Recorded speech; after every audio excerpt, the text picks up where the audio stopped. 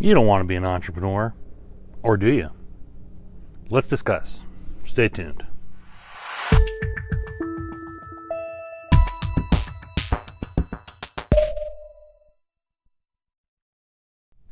Howdy folks, happy Monday. It is another warm, beautiful day here in Virginia. I got the t-shirt on out here, no puffer jacket. Yeah, really nice. So basically I was working on client proposals and strategies all weekend. I got to thinking, what are some of the downsides and benefits to entrepreneurship? And, a lot of people ask me, like, well, why do you insist on working for yourself when you can just as easily go get a nice steady job with great benefits? And, sometimes, I think about it. I go, well, what are the benefits? Okay. So let's first look at some of the downsides to entrepreneurship.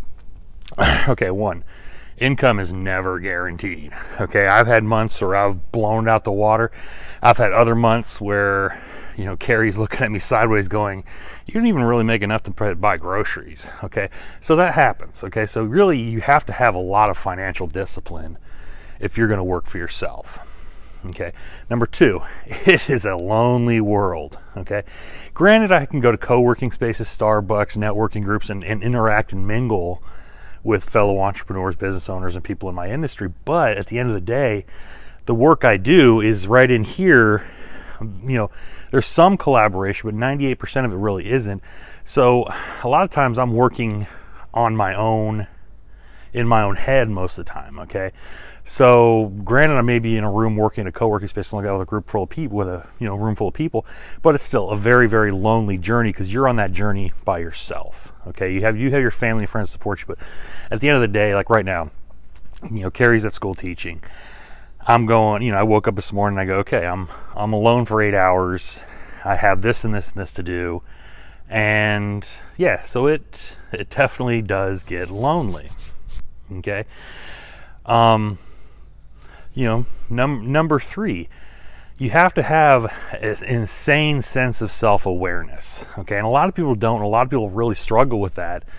Stuff like, for example, like I've said before, I'm no good at sales. Okay. So there's certain ways that I have to kind of get around that to bring in more clients. Okay. So, you have to really have a true understanding of yourself that a lot of times a regular 9-to-5 job won't push you to get. Okay. So there's a lot less comfort there. You really have to step outside of your comfort zone a lot more in entrepreneurship. So there's that. Number four goes back to the financial literacy thing.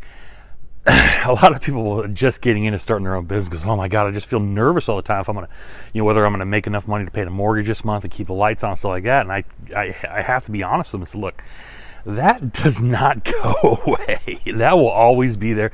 Myself, after 20 years of entrepreneurship, luckily Carrie's got a full-time job and everything like that with great benefits, stuff like that. But still, I have that feel in my gut going, am I gonna contribute what I need to contribute this month? And it doesn't go away. It just becomes a little bit more manageable as you become more self-aware, more experienced. Okay. So yeah, the downsides: financial ups and downs, a little bit of loneliness. You have to be insanely self-aware, and the stress level. Okay. So let's look at some of the benefits of entrepreneurship. Okay. We go back to this recent government shutdown. Okay. All these folks who, rightfully so, have been basically fed this bill of goods. You have a good federal government job. You can work this job, retire nice. You are set. You just got to show up to work and do your job and do a good job. Okay. And all of a sudden they were laid off for a month. Okay. They never had to worry about, oh my gosh, should I keep, the whole 3 months of finances in the bank rule and all this stuff. Like, they knew that they were pretty sure, and they've always been told, you are set, you will have a paycheck. Okay. And then all of a sudden the paycheck shut off and they didn't know what to do. Okay. Entrepreneurs, we're a little more resilient in that aspect. Okay. One, we know we have to have, I know myself, if I don't have at least 9 months to a year, okay, and that's just me being really, really hardcore myself, I get a little freaked out. Okay. Of the, of expenses saved up. So, there's that. Two, Personally, I see being an employee as a liability, okay? I know if they can't cover my payroll, I'm out the door, okay? With entrepreneurship, I may lose a client. I may lose a couple of clients, okay? That'll give me a lean month or two, but I'll pick myself up, dust myself off, and go out and get more work, okay? So realistically, depending on your client load, I could have anywhere from 8 to 15 jobs at any given time, where I may lose a couple of those or one or two periodically. I mean, you do have client churn, okay? But I'm not at risk of walking into my office one day, having a pink slip in my box and my whole world falling down on me, okay? So I think that's a big benefit of entrepreneurship, is you develop that sense of resilience and knowing that you have to provide for yourself, okay? The second benefit of entrepreneurship is I do a pretty good job of owning my own life, okay?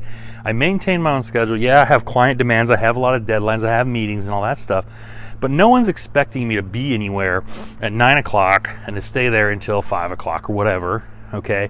Whether I'm working or not, okay? So I have more incentive to get up, maybe, say if I want to do something that afternoon or go hiking or something like that day, I have more incentive to get up in the morning and just kill it, okay? And maybe finish, by lunchtime, early afternoon. And that way I can go hiking. Or maybe, like, for example, yesterday, Super Bowl Sunday, no one was working. I spent about 6 hours working on client proposals yesterday, okay? Because I knew that this week I wanted to get a couple of podcasts recorded, okay? I have a pretty heavy paper in graduate school, so I had to manage that, okay? So that's another benefit, is you manage your life, okay? Which is kind of nice. No one is telling you have to be anywhere from 9 to 5, okay? And that's a big benefit of entrepreneurship. 3, and this depends on where your own situation, but 3, I'm location independent for the most part, okay?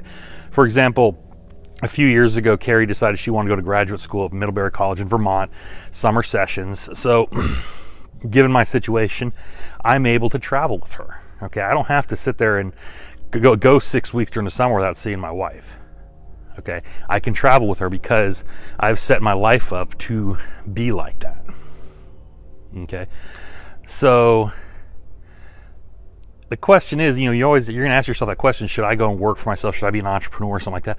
And there are benefits, okay, and there are negatives to it, definitely, okay. But you have to weigh those on your own, okay. And the nice thing is nowadays is with the internet and with social media, in the gig economy, Lyft, Uber, Airbnb, and all that, and Fiverr and all that stuff, you can dip your toes in entrepreneurship. Okay, when I started, I had to take the leap. Okay, there was no other option. But nowadays, you can dip your toes in entrepreneurship and see if it's for you. You have to be willing to give up your evenings and your weekends to see if it works for you. Okay, so you like this video, subscribe, like, share. If you have any questions about entrepreneurship or maybe your situation or something like that, let me know. I'll be happy to answer your questions. So until tomorrow, folks, have a great Monday.